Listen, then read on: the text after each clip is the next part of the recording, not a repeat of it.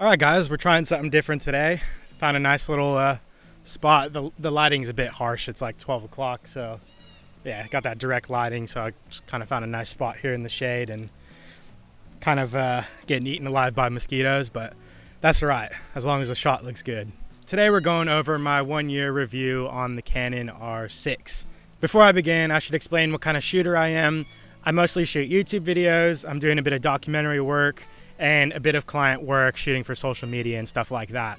So I'm not a wedding shooter, and I know a lot of you guys might be wedding shooters that are coming to this review, so just to let you guys know, that's what I do, and my review is completely based on my experience. So one of the major things I wanted to point out first about this camera is if you're shooting 4K, be prepared to make proxies. Unless you have the new MacBook with the M1 chip and all of that. I haven't tried it out, but I've heard that you don't have to make proxies, that it works pretty well. There's a mosquito like flying in front of the lens. Hopefully you guys don't see that. I've heard that the new M1 chips really manage the H.265 files pretty well.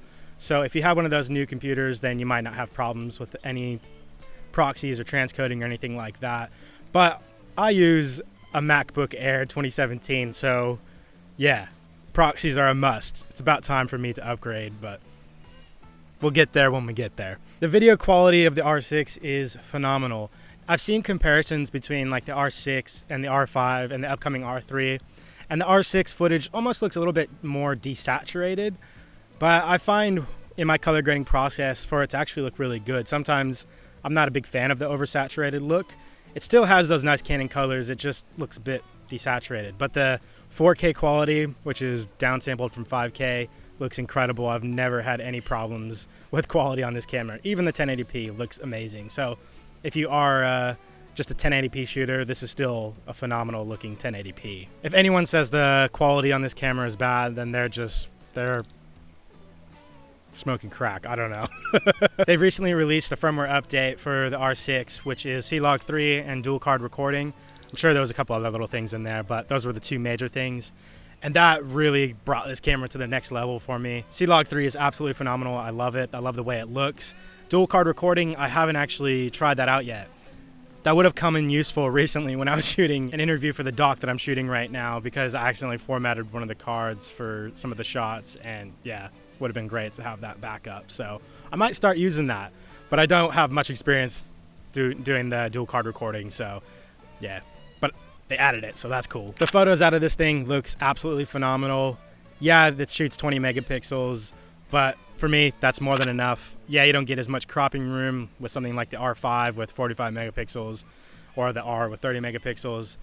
But if you take an image and you put it side by side, I honestly can't see the difference between either camera regarding like the R5 and the R6.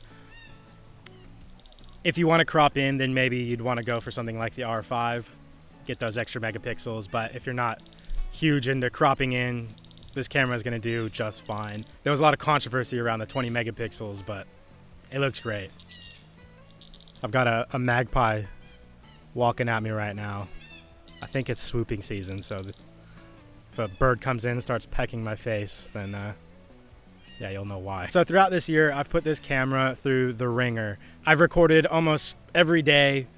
I just got done doing a 30-day vlog, putting this thing through constant 4K 60, 4K 24, and I've never had this camera overheat on me. I've had an overheat warning once, but that's it.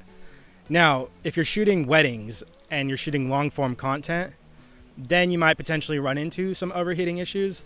That being said, I've shot at least the 30-minute record limit on the R6, and it didn't overheat, and I was shooting in 4K 24. So, you know, that was pretty long form. But if you're going past that, I'm sure you might run into overheating. So if you're a wedding shooter, you might want to either shoot with 1080p on this camera just to play it safe, or use this as like a B cam for like B-roll and get all the nice juicy 4K 60 shots and mosquitoes flying on the lens. I'm seriously getting bit up right now. But yeah, so this camera would be good for a B cam or an A cam if you're not shooting really long form content. That being said, I did shoot for a straight 30 minutes until the record limit. Actually, until my battery died, actually. So I did the record limit and then some, and then my battery died. So that's just my experience. You know, maybe you guys in hotter climates might have other overheating issues, but yeah, with my personal experience, I haven't had any overheating issues. That might be due to firmware updates. They might have improved that, but I'm not entirely sure about that, so don't take my word for it. So one thing I really wish this camera had was custom profile modes, so C1, C2, C3, to adjust your settings, and so you just have them there. So if you want to swap between any of the settings, it would be super easy, and you just have your settings there. And yeah, not much to say about that. It'd be cool if they added that in a firmware update. However, I didn't really find myself using the custom profile modes in the Canon R, but I could see how that could be useful. So, I mean, why not? It was in the R, it should be in the R6. So who would I recommend this camera to? Probably any YouTuber out there. Phenomenal camera, looks great, holds up really well, put it through the ringer, haven't had any problems with it. Any kind of event shooters that don't have to shoot anything long form, doing client work, I mean, pretty much anything you can think of, photographers. If you're not doing long form content, then yeah, I recommend this camera. Now, the people I don't recommend this camera to, which I'm sure most of you know by now, is people shooting really long form content that doesn't want that 30-minute record limit or the potential of overheating. Then this camera could probably get a bit annoying. Now, this isn't like some crazy technical review. I've done a lot of reviews on this camera, so I just wanted to keep this video kind of casual. Kind of explain to you guys my experience with it throughout this year. There's not a whole lot of negatives. I've found mostly positives with this camera. I think if I could think of one thing to really nitpick besides the custom profile modes, would probably be the IBIS wobble. But with all cameras with IBIS, you're gonna get that wobble. So if there was a way to turn off IBIS and keep your lens stabilization on, because that's the problem.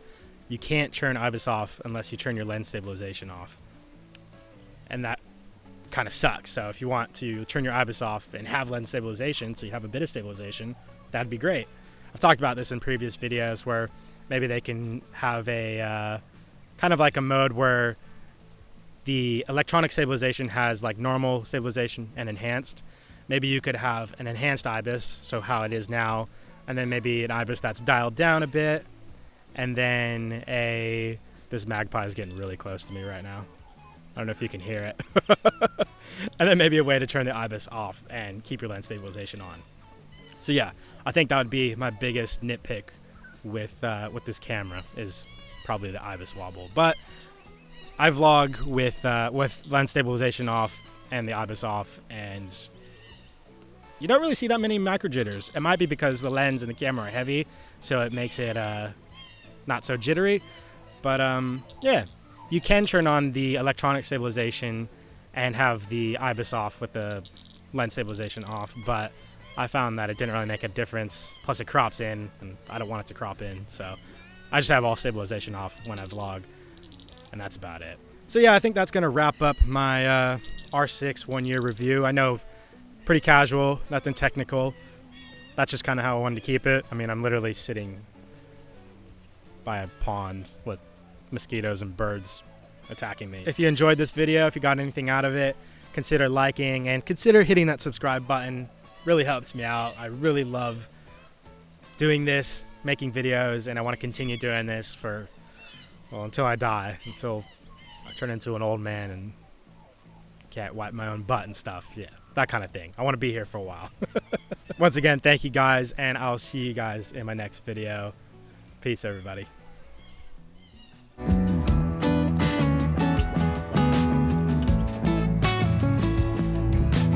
I just quickly want to show you guys the setup.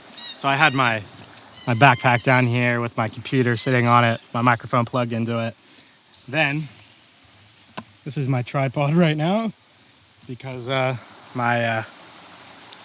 I've said it before in previous videos, my tripod broke inside my camera, so I still need to get that fixed, so I'm just kind of using what I got. I'm gonna hop out of here though, because I keep getting eaten by mosquitoes.